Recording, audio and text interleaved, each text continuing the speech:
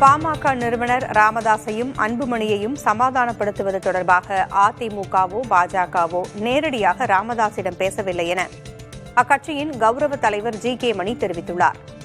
விழுப்புரத்தில் செய்தியாளர்களை சந்தித்த ஜி.கே. மணி ராமதாஸ் தரப்பில் நடத்தப்படும் பொதுக்குழுவிற்கான இலச்சினையை வெளியிட்டார்.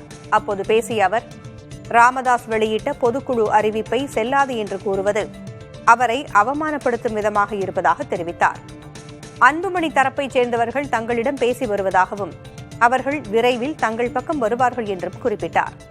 அதிமுகவோடு இதுவரை கூட்டணி பேச்சுவார்த்தை நடைபெறவில்லை என்றும் ஜி.கே. மணி தெரிவித்தார்.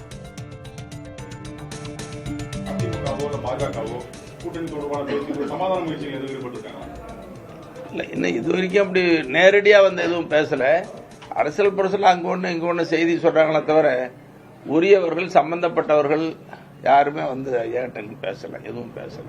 அவருடைய படத்தை போட்டுக்கொள்ளக்கூடாது, பாட்டாளி மக்கள் கட்சி என்ற பெயரை சொல்லக்கூடாதுன்னு மருத்துவரையா பலமுறை சொல்லிட்டாங்க.